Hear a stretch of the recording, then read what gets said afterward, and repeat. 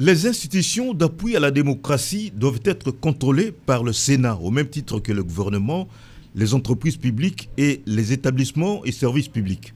C'est l'une des innovations majeures apportées par la commission spéciale chargée de l'élaboration du règlement intérieur, commission qui a présenté son rapport ce mardi à l'Assemblée plénière. Cette innovation se justifie par le fait que ces institutions reçoivent des fonds du pouvoir central et qu'elles sont soumises par la loi au contrôle parlementaire.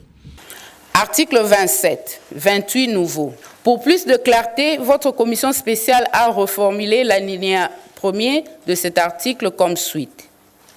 Sans préjudice d'autres dispositions du présent règlement intérieur, les fonctions de membres du bureau du Sénat prennent fin par démission, empêchement définitif, perte du mandat de sénateur conformément à l'article 110 de la Constitution.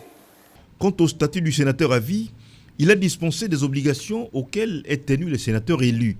Il est de droit membre de toutes les commissions permanentes et sous-commissions ainsi que de tous les groupes provinciaux. Le sénateur à vie est soumis à toutes les incompatibilités prévues par la loi, sauf qu'il peut exercer les fonctions rémunérées conférées par un organisme international dont la RDC est membre.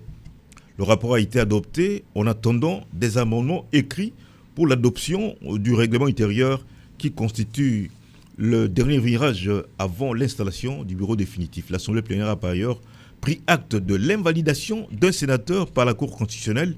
Il s'agit de Manda Muyamba, remplacé par Ilunga. Une autre innovation, les assistants parlementaires font partie du personnel politique.